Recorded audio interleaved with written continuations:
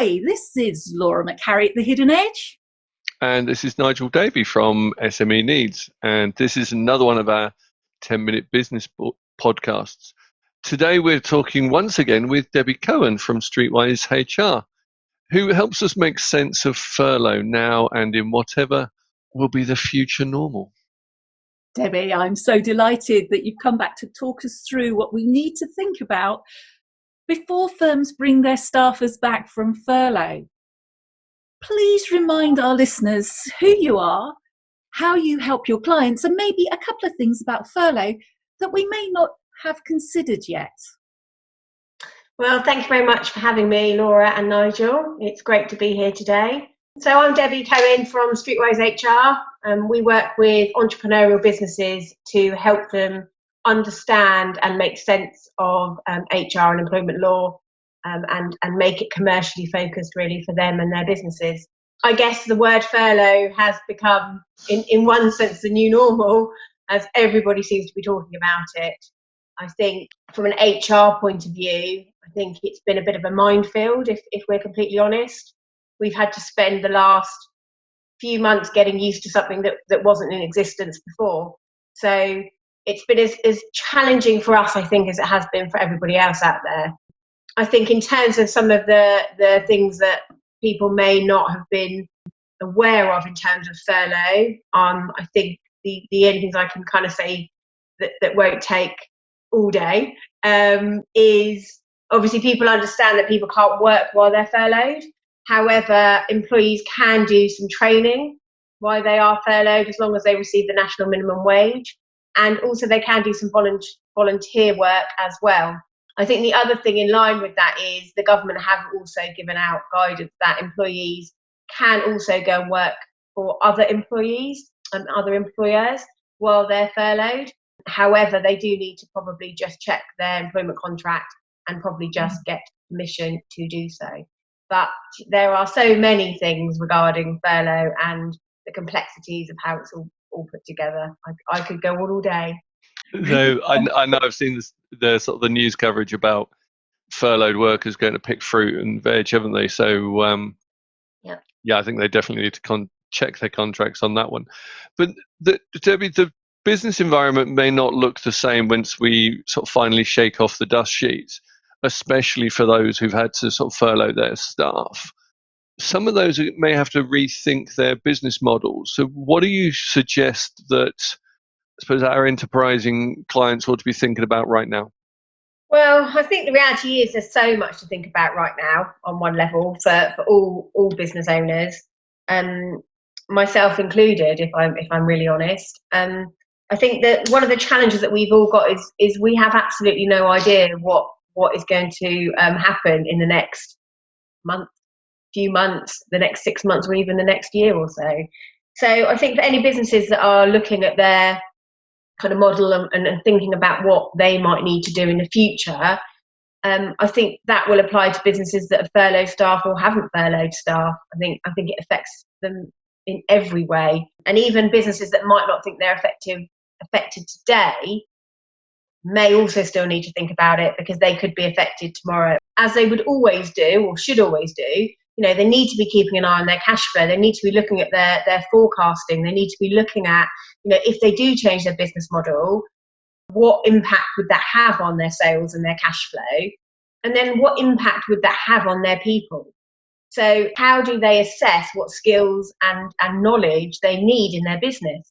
So if they're going to change their model or they're going to change what they do, which staff do they need to look at to say, well, they've got the right skills or the right experience to enable me in my business to do what I need to do and provide moving forward. But that's very difficult when none of us know what is next and what's going to happen or what the future might hold. The government-backed furlough guarantee will finish at some point. At the moment, I believe it's still due to end at the end of June. Haven't heard anything different yet. What should firms be thinking about before they bring their staff back from furlough, or not, as the case may be? Again, a really challenging question, I think, for a lot of business owners right now. People might say it's too early to start having those conversations when the furlough scheme is extended to the end of June, but it isn't. There is a lot to think about. Some clients are going to start to think about bringing some people back off furlough. So that in itself presents a number of challenges. So who do you bring back off furlough and who stays on furlough? What do you need to start thinking about the skills and experience you might need back in your business compared to people that you might need to continue to furlough? How do you continue to keep engagement up with people who are on furlough, but also then the people that you bring back into your workforce? And then I think the wider implications are the reality of the situation we're in is whether people believe the government have done a good job or not. I'm not a politician, I'm not here to talk about that, but the job retention scheme is a huge scheme and a hell of a lot of money that's been pumped in to try and help businesses. But when that stops is going to be when the real challenge starts. So businesses are going to have to start to think about what do their structures look like and what do their staff levels look like at the end of this and into the coming months after this. And that could mean and could be that they need to start thinking about whether it's redundancies or potentially, layoffs. And the challenge we've got is with layoffs, we don't know whether or not the law is going to change with layoffs. So you can lay somebody off for a period of time, and you can lay someone off for 4 weeks in a row, or you can lay someone off for 6 weeks within a 13-week period. But after that time, that individual can then claim redundancy from their employer. So it's only a very short-term measure. And then the challenge is people may have to look at large-scale redundancies, but there is also a cost to doing that. Yeah, definitely. And you've given us a long list of things to sort of think about. But I suppose I'm thinking post-apocalypse for this question. I think most businesses, or a lot of businesses, are going to start thinking about more flexible remote working as a way forward. Whilst we get the empathy advice, how do companies who go down that route manage poor performance and those employees that take the P when they're not face to face? Again, quite challenging. I think the reality is in this climate, everybody's been a little bit relaxed. I would say we have been as business owners or employers. You've got your staff working from home, and we're in, as everybody keeps saying, an unprecedented situation. So where people may not be as productive as they normally might be working from home, or you might worry that somebody is taking the P slightly, we're a bit more relaxed, aren't we, about it at the moment because of everything that's going on. But as things move forward, that will become more challenging, and employers will want to get a bit stricter about getting full productivity. And I'm not saying that I don't think that working from home can be done, but I think there will be more questions asked about whether or not working from home can be suitable for all businesses long term. I think there'll be lots of businesses that will struggle to enable their workers to continue to work from home. But I think from an employee side, they will challenge that actually, why not?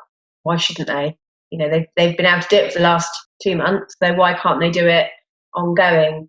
So we would have to re-look at, a lot of our processes and a lot of way we manage and how we interact with our employees in a whole different way if we are going to continue a whole new world of everybody working from home or remotely. I think the terms and conditions and our employment contracts may not necessarily fit the bill, might they? And of course, anything that is related to working remotely needs to be part and parcel of that, does it not? I think everybody needs to consider what their employment contracts look like moving forward. The law doesn't stop changing just because we're in this situation. We know that the law updated in April with the Good Work Plan. That still had to happen. We couldn't just stop implementing those changes within contracts because of that. And I think the same goes for working from home. We should be looking at the right policies and the right processes, the right risk assessments, GDPR. There are so many things that employers need to be thinking about, and that might have got lost maybe with everything else that has been going on. And I know, as a business owner myself, you have to stop sometimes and think, oh, actually, I haven't covered that. And sometimes you just need to speak to people that might just be able to give you a push in the right direction and help you to understand the things that you do need to think about. Thank you so much for sharing those top tips with us, Debbie.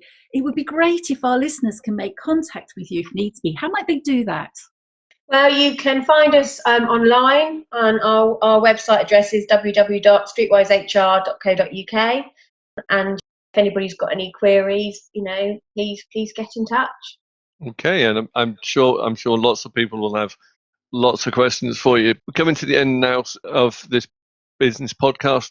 That's me, Nigel Davey from SME Needs. And me, Laura McHarrie at The Hidden Edge. Please do make contact with any of us for sound business advice whenever you feel you need it. And please don't forget to comment on, like, follow and share this podcast.